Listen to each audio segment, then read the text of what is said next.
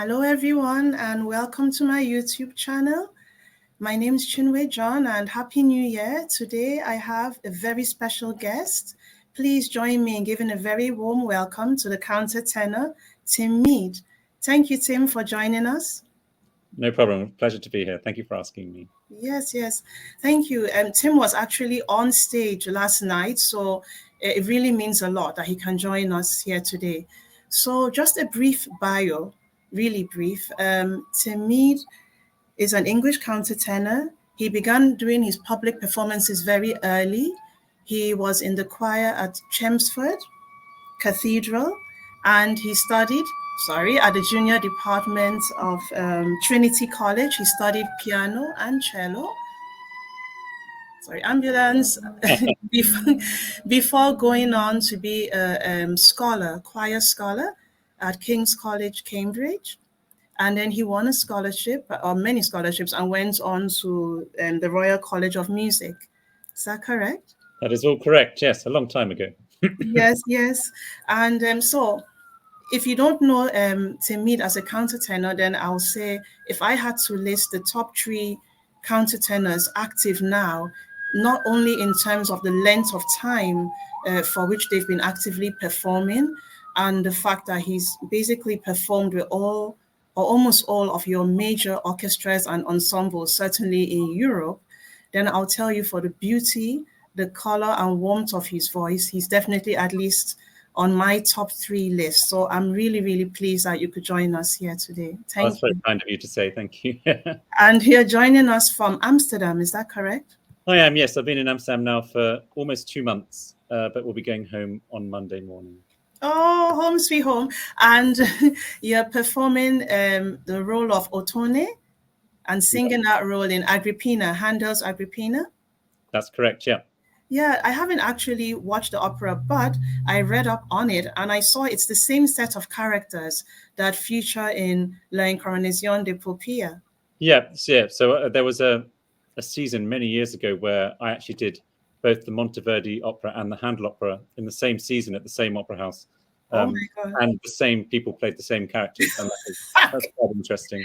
It's really interesting, and I just find the real life story really fascinating. And I read up on the characters, and when I was done, I was like, you know what? I want to just cool my mind down and enjoy the sort of like the rewrites, the Agrippina rewrites. I think it's just happier.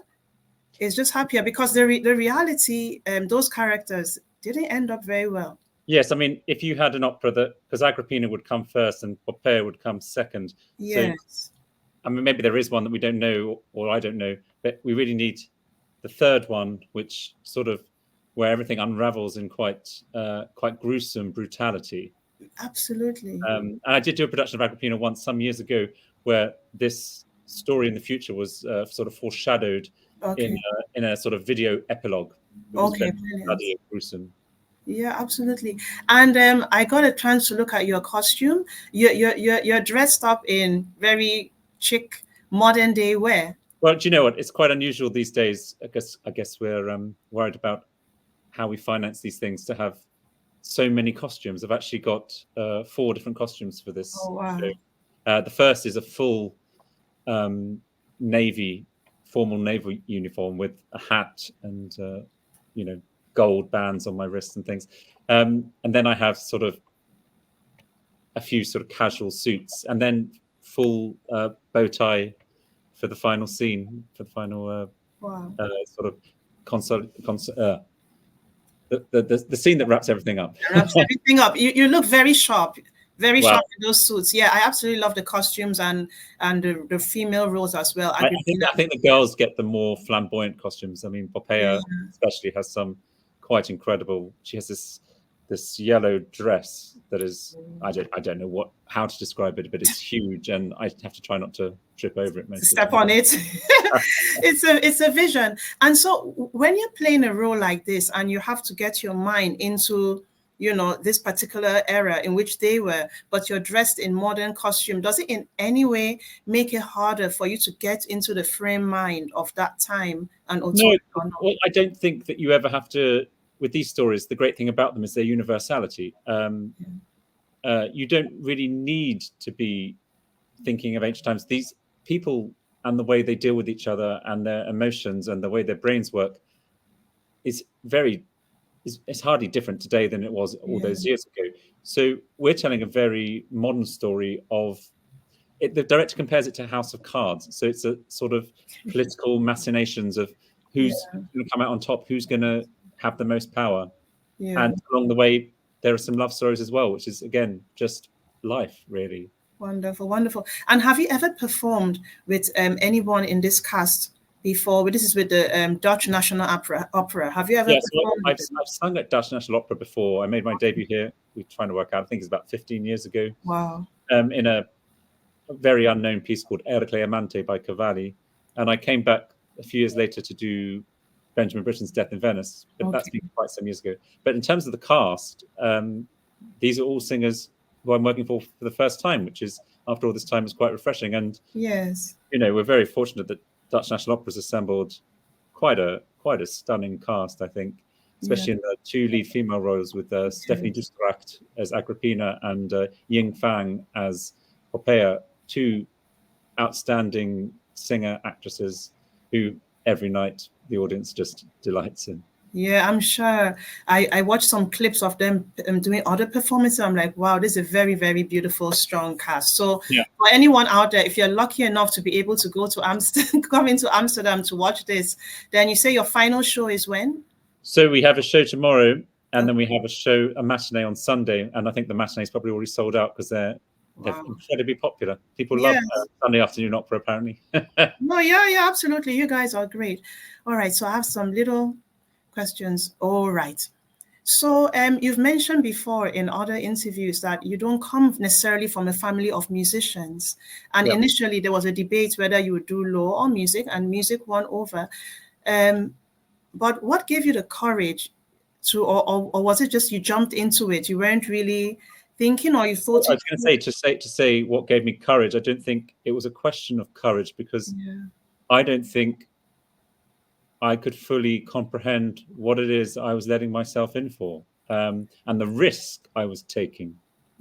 I mean, I should imagine as a parent, if you have a child who has the possibility to have a law career or a career in the performing arts, I think with my sensible hat on, I would say the law career every time, because this is a unstable, unpredictable, at times harrowing career that we have to navigate. And I think there are definitely easier paths that can be taken, but at the end of the day, you do it because something draws you to it.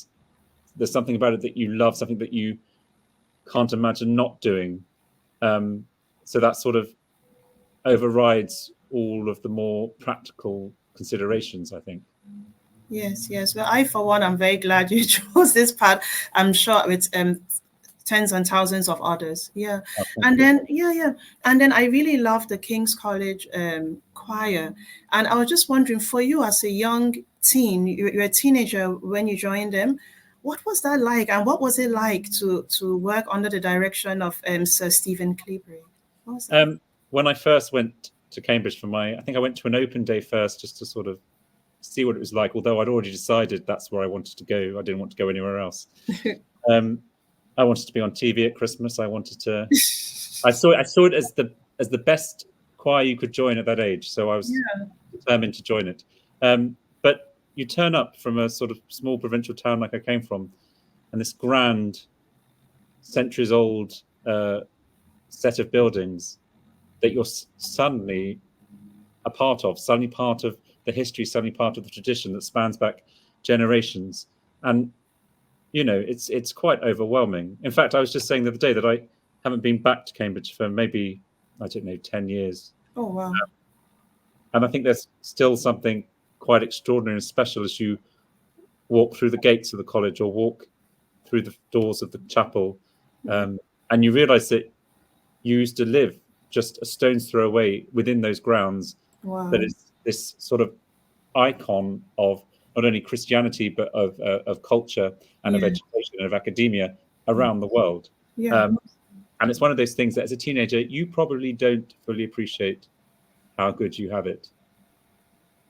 But I'm glad I did have it. Yes, yes, must have been wonderful. Because I just absolutely love those Christmas concerts. You I guys mean, put out. I try not to miss them. Sometimes I miss it live on Christmas Eve, but I can always catch up on Christmas Day. I actually once saw a little clip of you somehow. Yeah. I don't know if it was on one of your social media sites. You got a little clip of you singing back then. Yeah, there's a few. I just need to. Because I was always, for 2 of my 3 years there, I was in a bad camera position, so hardly featured. But in my 3rd year, I was in a good camera position. Good, smart. You learned. You learned. All right. Let's see.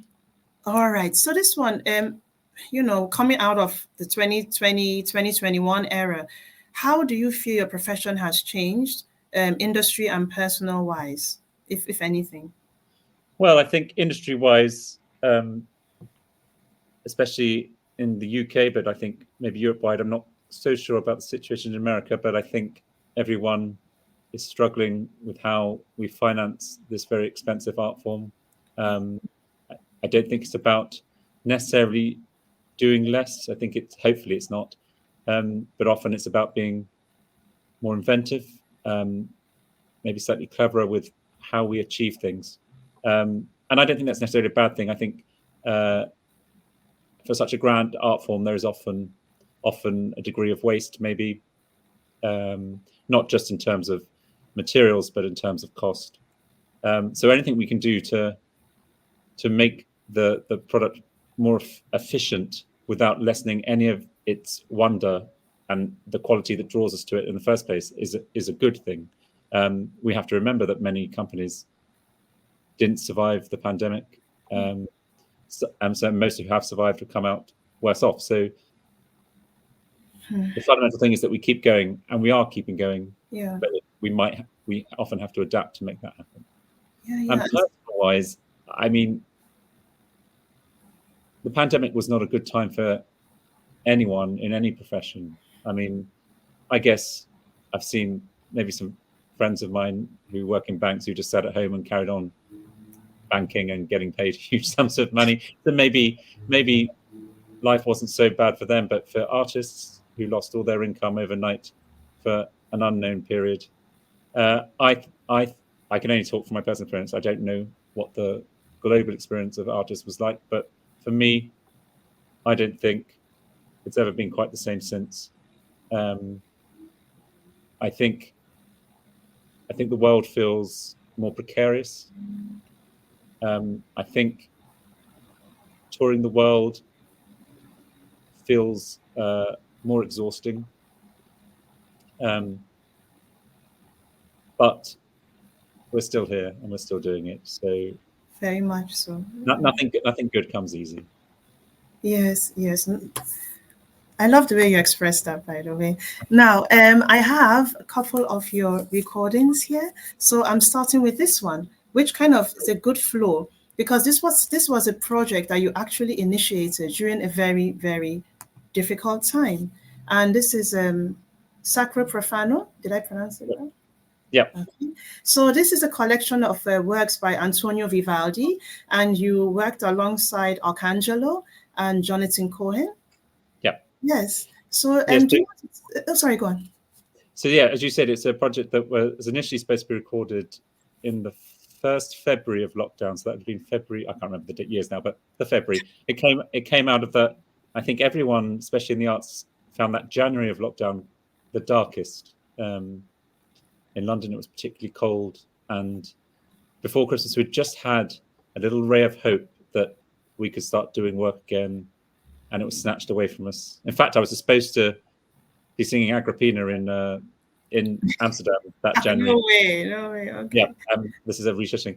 And we got to February, and I suddenly realised that I was not in the physical, vocal, or mental shape to complete this album. And as I approached the orchestra and the conductor and said, well, I don't think I can do it, they actually confirmed that many of the musicians also felt that they couldn't do it. Even though the regulations would have allowed us to be in a space. to make the CD.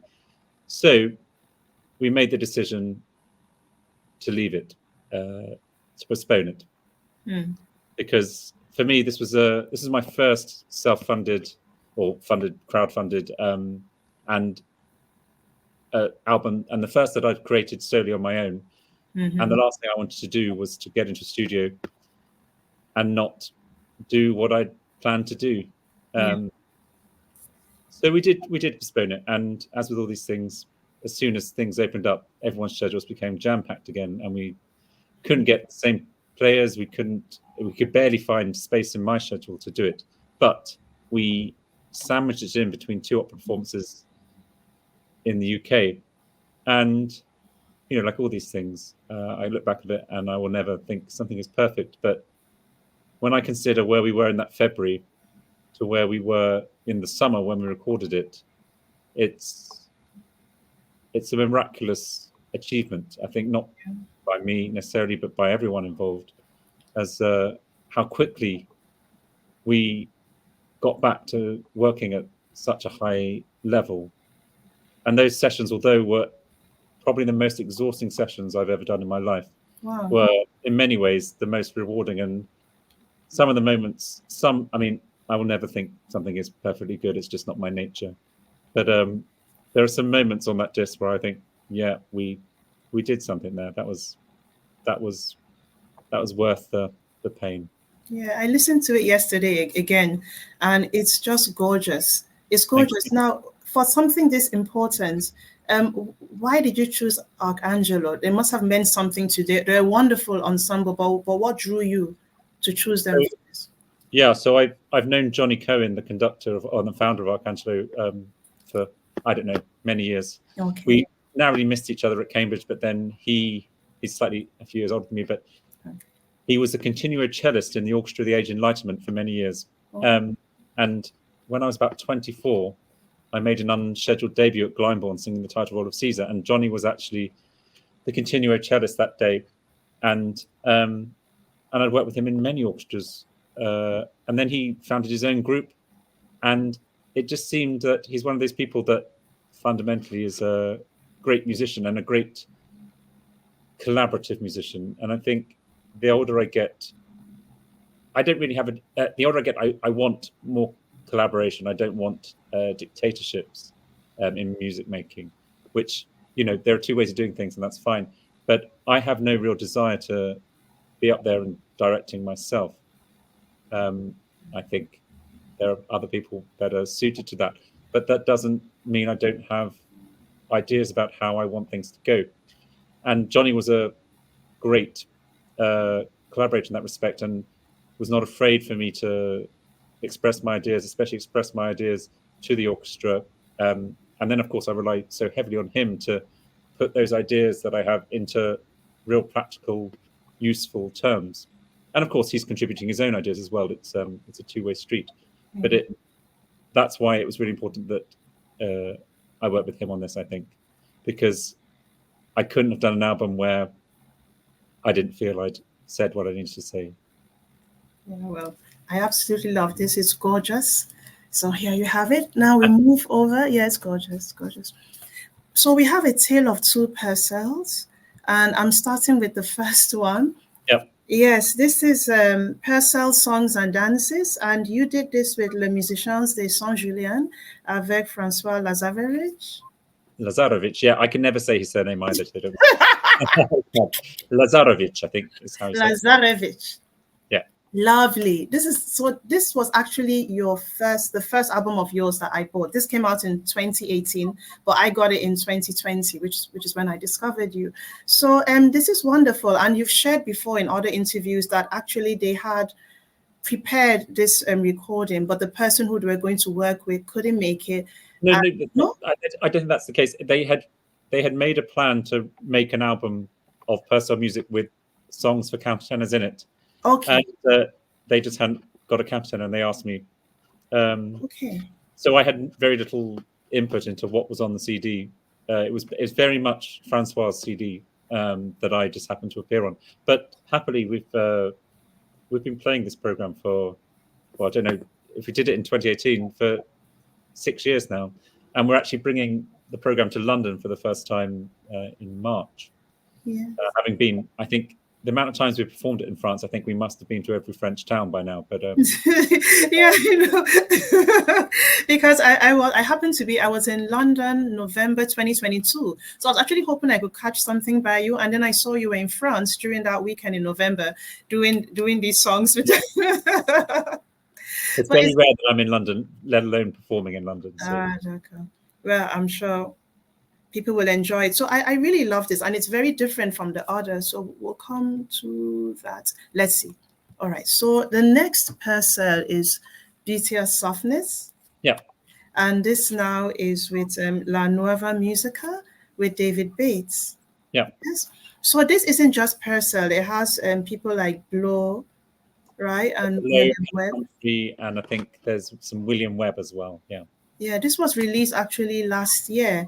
Yeah. So like what I found very interesting with these two Purcells is that they're just so different, at least to me. If I took the songs and dances that you did with La Musicians de Saint-Julien, it has a sort of, I was like, okay, if I had to visualize it like a painting, for me, it was like an outdoor painting with people, I don't know, at a picnic. It's very light, dancing. That was the sort of celebratory air I got from that. This one has a lot of magnificent melancholy. It's sort of like if you painted a castle and you had different rooms. And so each of these songs represents things going on in a different room. And there's some melancholy and some celebration as well, but just a little bit of a darker tone. And then the sound of the instruments.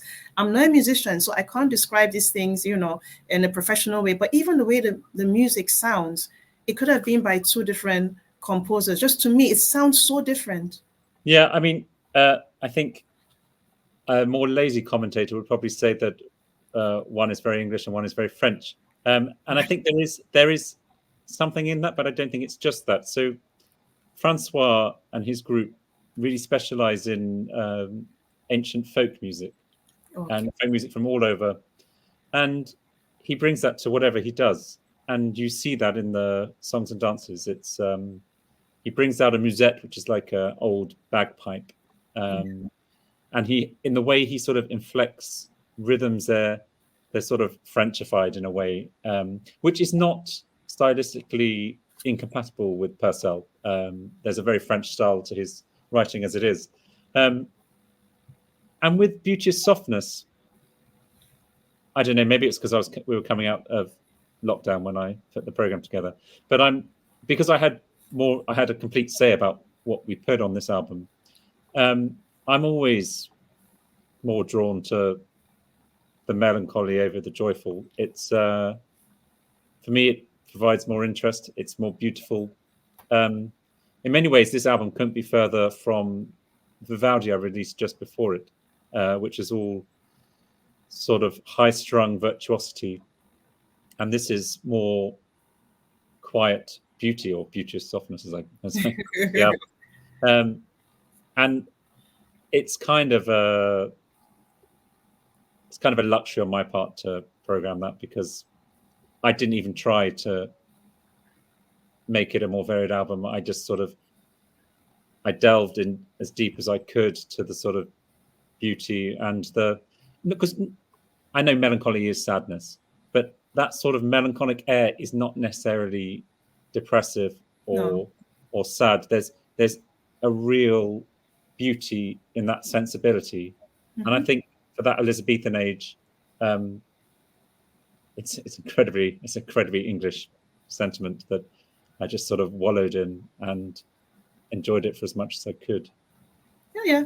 I get you. And sometimes we do need that melancholy. It helps to bring up your emotions up to the forefront. And sometimes you do need to grieve, and then you feel better after. Right. Do you know what? I was reading something just the other day about, because I remember being asked this question in an interview many years ago about the purpose of art and whether what we do changes the world, which I think is a grand claim for any artist to say that art changes the world. But what this writer, I forget who it was now, but said was, is that art gives us the space to experience feelings and not feel alone in those feelings. Absolutely. So in some ways, it's like oral and collective therapy. And I think if this album, through its sort of luxuriating in the melancholic, in the sadness, in the intimate beauty, if that provides some companionship to someone's feelings or own inner torment, then you haven't changed the world, but you've definitely done one good thing for the day. Yeah, definitely. And I think arts, music, it may not change, but it certainly shapes. Definitely. Definitely it Yeah, shapes the world. I've sort of kept coming back to this. Does art change the world? Or, when you think, well, people who are curing cancer probably change the world in a more material way. But then I was reading something about the role of public art and, public sculpture, and how Yeah.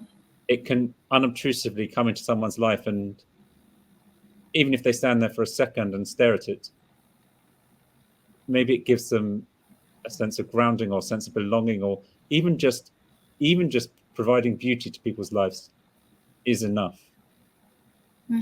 Even if it were just that, it would be enough. But Yeah. even like medically, we do use music therapy when we're helping people with Parkinson's and with dementia, or even people with stroke. Some people cannot speak, but then they can sing, and then they get to do speech intonation therapy. So music, art in general, I don't think it should be downplayed in any way. I think my natural reaction is to downplay it slightly, to counter all those people who cheaply say they're changing the world.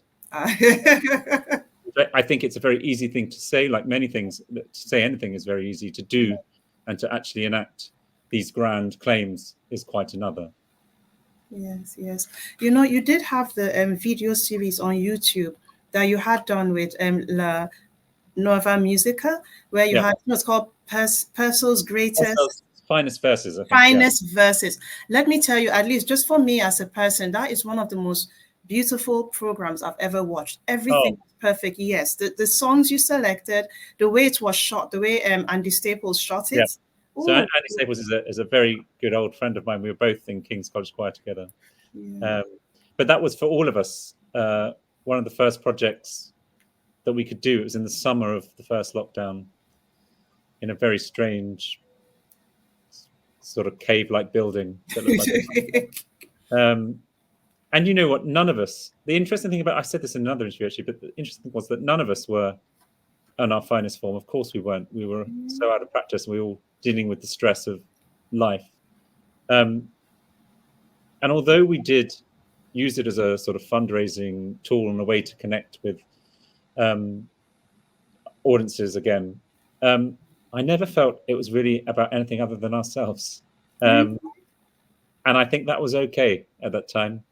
Because I think it was, of course, we had the fundraising aspect and the connection with the audience thing, but it was more important that we did something and felt like we were useful to ourselves. And that music just seemed, I mean, this grew from that series, but that sort of, I've always said that melancholy air of Purcell almost in that time seemed quite cathartic, as a way for us as performers to process the grief, I guess, of that time. Because I think however COVID went for you, whether it was a breeze or horribly tragic, I think there's definitely some grief for many things lost, be it just time or connection or anything. I mean, there's so much going on. All right, now we go next to another handle. This is a recording. Let's see, Amadigi, that you did with the Early Opera Company. Yeah. This was released in 2022. So this one here, beautiful. Yeah, tell me about this. How did you get to work with the Early Opera Company? Was this a project you always wanted to do? Had you performed this live before? How did this come about? So Christian Kernan, who is the founder and conductor of Early Opera Company, is someone I've known for my entire career. We worked together originally back in the early 2000s at a youth opera company doing some Handel together. Okay. And we've worked together, most seasons ever since. Christian and I actually performed the opera Amadigi on stage as our first opera after lockdown at the British Festival Garsington Opera. And actually, I didn't sing the title role of Amadigi. I sang the secondary beautiful role of Dardano. Okay. But I hadn't known at that point that it had been Christian's desire for many, many years to record this opera. Only he'd promised the role of Dardano to one of his very old friends, Summers. So Christian contacted me and said, "Look, I'm going to record it, but you're going to have to change to the title role," which is, it's a great role. It's a really difficult role, actually. It's a lot to it. In fact, I did it in concert at the beginning of this season, totally uncut, and it is just, I think it's 10 arias or something, and it just feels relentless. But it's one of Handel's great magic operas, and there's sort of fascinating evil, witchy women characters, and beautiful male lovers, and a sort of almost not convincing hero in Amadigi, but he gets there. Lovely. So now we have something that's like an old boys reunion album. I mean, that's what I call it. This one is a proud song. Oh, yeah, that one. Yeah. Proud songsters. So, you did this with former alumni of King's College. Yeah. It's do you know what I've often said that King's is not always the best at celebrating its alumni, which, considering the amount of us who've come from there, it's quite. I mean, you look at the list of people who were on that disc, and we could have had another list of other people who weren't on it, and it would still be equally impressive. I mean, the interesting thing was that we barely saw anyone else when we were doing it, because we just came in for our 2 songs. And unfortunately for me, the person before me was Jerry Finley, one of the finest song singers in the world. Yeah. So I was not the least bit intimidated walking in after him. But No. I think it's a great idea, and I'd love to see the college and the choir maybe do more of that. Yeah. Because I say I've hardly even been back to Cambridge in the last years. But Andy Staples again is on that CD. Michael Chance contributes, I think, 1 song. Yes. And then you have Lawrence Zazo. Lawrence Zazo, of course, who was only in the choir, I think, for 1 year. Okay. But this is a great lineage of countertenors. Yeah. Mark Stone. And I think it's important to celebrate what an important role these choirs play in British music making. I think it's too easy to see them as some reserve of the elite or the privately educated, which is not the case for me, certainly. And many of us work really hard to get to these places, and a lot of the people that worked really hard are the ones out there now doing it, and it's just great to see. And every year a new set of people come through, and there's the opportunity to produce another really interesting, hopefully artistic story from the same place that I was for all those years.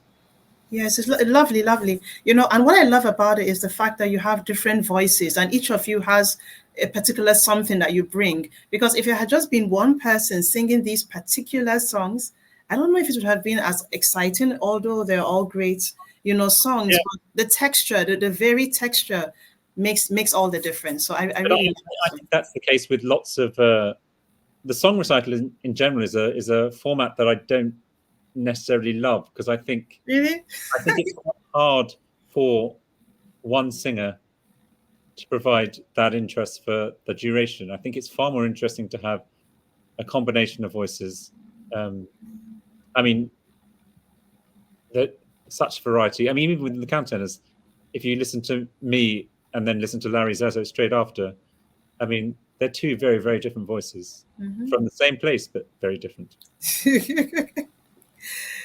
Then I came, let's see, this is a very long question, sort of. So that's like any fears and hopes for artists navigating, this issue of AI. I mean, it's always been there, but now I just think it's more in the forefront, And so in your mind, do you have any fears and hopes for artists having to navigate a new world, really, I'll just start with AI. Then I said the changing audience due to age, the people who really embrace, when I look in the audience, most of the people are, above 60. Of course, we have lots of young people that love classical music, but the fact of the matter is the bulk core audience is above 60.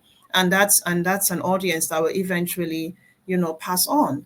And then to throw on top of it, you have funding cuts. At least every time I open The Guardian, I don't know if it's just me, because when, it just looks like they're always cutting something. Yeah. Something is being chopped. So in your mind, again, like you said, you've worked very hard, and the people of your generation, you are lucky. You've been doing this now for, I don't know what, like three decades. You've been singing ever since you were a teenager. So you've had a lot of time to make connections, and people know what you can bring. But for those young people, let's say someone who graduated just before the pandemic hit and then has now come out into this world, and they made that sacrifice and they chose this career. Any fears and hopes that you can see for them? I think opportunities are fewer than when I left music college, for sure. But if we're honest, opportunity compared to the amount of graduating students every year has always been a not great ratio. It's always been hard. It's just harder now. I mean, the sad truth is that of those graduating, many will not go into full-time performing careers, but that doesn't mean there aren't useful careers within the creative sector where these people can find hopefully fulfilling roles. And with your question about AI, I mean, I must admit I don't know so much about it, but all I'd guard against is that we preserve the genuineness of the product. I think it'll be too easy to have artificially beautified. And we still do it a bit in audio editing, but having the real product is important. You still need a real human on stage doing it. I don't think we'll ever be replaced in that regard. Who wants to go and see a hologram of a singer? A hologram? I don't. That's for sure. But also, we talk about perfection, and if AI produces perfection, will that, without the human vulnerability and foibles, be interesting to us? I fear not. But maybe AI is clever enough to build these in.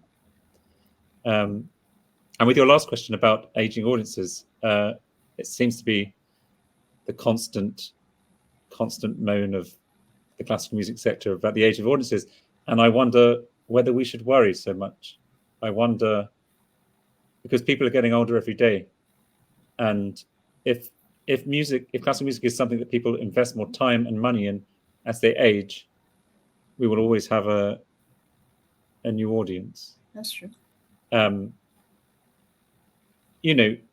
thing with the younger audience is they have fewer resources and more things they want to be interested in, and probably less time, because the younger generation are having to work incredibly hard to get by in these times. Yeah, it's not something that worries me. I think if the seats were all empty, I'd be worried. If they're just full of older people, then they're still full. And also, we have to remember that younger audiences are consuming their culture in less traditional forms. So they're not necessarily going and buying a seat and sitting in a concert hall, but they might be watching on YouTube, they might be streaming. And I think it's important for arts organizations to make sure that access is promoted and eventually properly monetized, so that we can keep supporting the art form in its live capacity, because without it, we don't have a product. Yeah. Well said. And then something else that I really admire about you and your career choices is that you have embraced contemporary composers. This is something, there was 2 years ago, I was reading an article and they were featuring a very big tenor. And they asked him, would you ever perform work by a contemporary composer? And he said, oh, no. And he mentioned that a friend of his had once performed work written for him and lost his voice. And I was like, and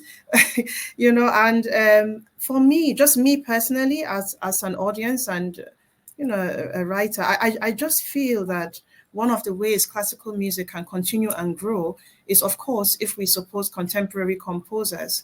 There wouldn't have been a Mozart, I think, without Haydn and things like that. It always evolved. And but I see that a lot of the big performing centers feature heavily, the older work, and just very few works by contemporary composers. Yeah, I think there's a fear amongst promoters of having empty seats for contemporary work. I mean, even with someone who I don't even consider contemporary these days, Benjamin Britten, who does get scheduled in London on a regular basis, but always for a very limited number of nights because they don't think the audience is there. And of course, they do it for 5 nights and it sells out every time. Yeah. And I would say, when we go back to the diversity of the audience, the one place we can guarantee to have a young audience is in contemporary music. Yeah. And when you mentioned the singer whoever this famous tenor is who didn't want to sing contemporary music, I would hazard a guess that they probably didn't want to do the hard work that's necessary to learn it. I think so. I think he was being a little bit selfish because he's very big and he has mastered this particular one. Yeah.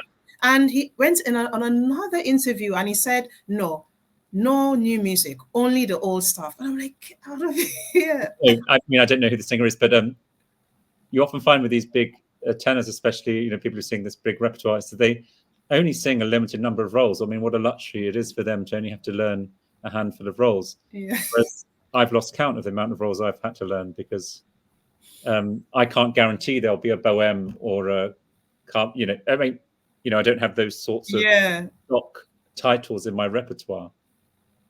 But contemporary music is hard. I mean, and it's hard to sing. And I sort of get his point about how it can be hard on the voice, but I mean, you learn to do it. That's yeah, and well done you. So you have some beautiful, I watched your Written on Skin, not live, but I got to see that on video. That was really beautiful. And most recently, you have something out. I think, is it called Garden of Good and Evil? Do I have that? Yeah. So that was a program we did in London and at a festival in the UK. And then we did recently in California for a week, which had 2 new pieces, one by Tarika Reagan and one by Erilyn Wallen. Yes. And they wrote them together. I think the idea was that they wrote each other's texts and they were sort of designed to be performed together. And they're 2, you couldn't get 2 more different works, to be honest. Tarek has written this piece called The Golden Measure, which is it's sort of got its roots in American minimalism, but it's quite hypnotic and static. And now I'm trying to remember the name of Erilyn's piece. My brain has gone blank. But Erilyn's wonderful piece, The Forms, it's called. Okay. Is chaotic. It's hectic. It's like all the notes have been thrown at you at once, and they're both responding to the same thing. They're both responding to creation. Okay. And they're quite fascinating to hear side by side. Yeah, lovely. And then any recent special okay, funny question here, but have you had any recent special moments of bliss that you can share off and on stage? Anything special recently? Well, I think doing Oberon in Midsummer Night's Dream at Glyndebourne is always a special thing. It's a production that I've done before in Peter Hall's iconic 1981 production that was premiered just a few days after I was born in 1981. Oh, wow. So I always felt it was my destiny to do it. And it's been sung by all the great countertenors. I mean, it was originated by James Bowman, who then passed it on to Michael Chance and then to Bejan Mehta. And then for the last 2 runs, it's been little old me. I did joke this summer, but I wonder if there's some truth in it that I perhaps have only been cast because they they do rely on the countertenor being rather tall, because the look of the costume. So I shall, I once lost a role for being too tall. So if I get one for being Really? too tall, this is a bonus. I'm on one of your social media channels. You put a clip of yourself just narrating the Shakespeare from that. And honestly speaking, and I'm not just saying this, I actually didn't believe it was you. It was you. You just sounded so different, and I was like, you're such a good actor. Did you have special training in acting?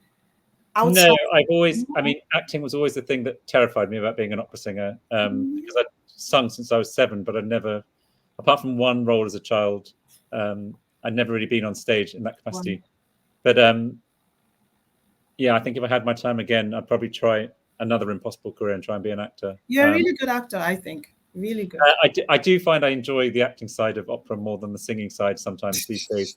And the annoying thing is that if you really fully commit to the acting as you would as a straight actor, you can't really do the singing in the way you want to. Yeah. There's a compromise to be made when you're doing opera acting, which is a shame. But I do enjoy it. I do when I feel comfortable in a staging and I feel like the parameters of where we create are defined in my head.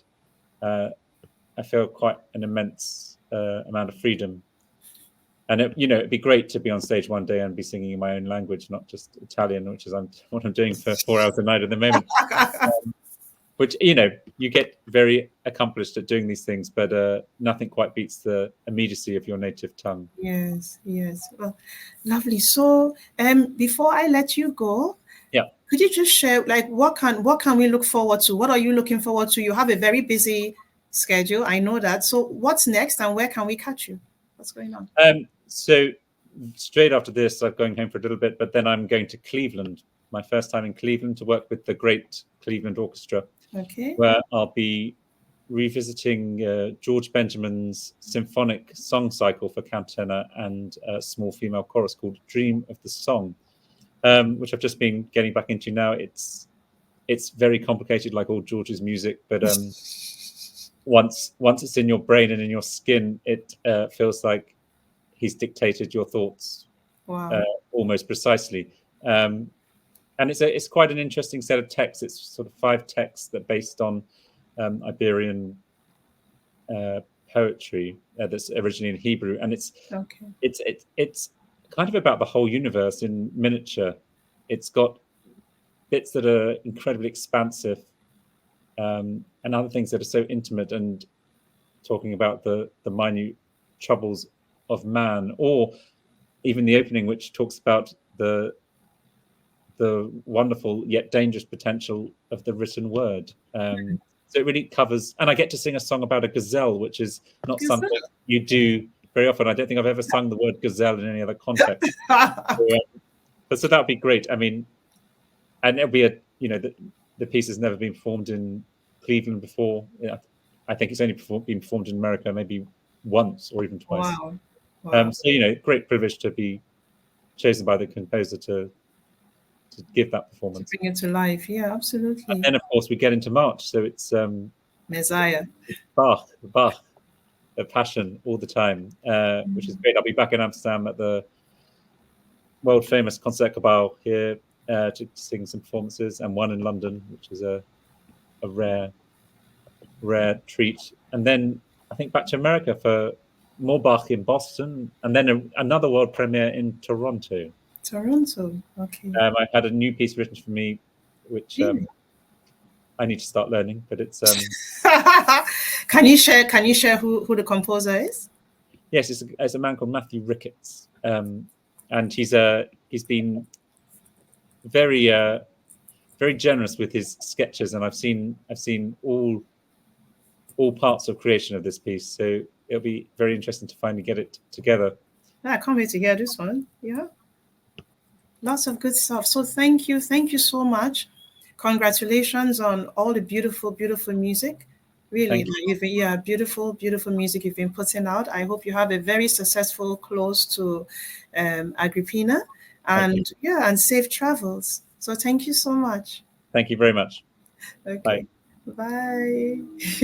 Bye, everyone. Please, you can subscribe to everything Tim has. He has a wonderful website. He's on Facebook. He's on, see, X. He's on Instagram, and he's got loads of beautiful music out there. So if you don't already have all these albums and more, please check them out. Subscribe to my channel, and hope we all have a very good year ahead. Bye. There we go.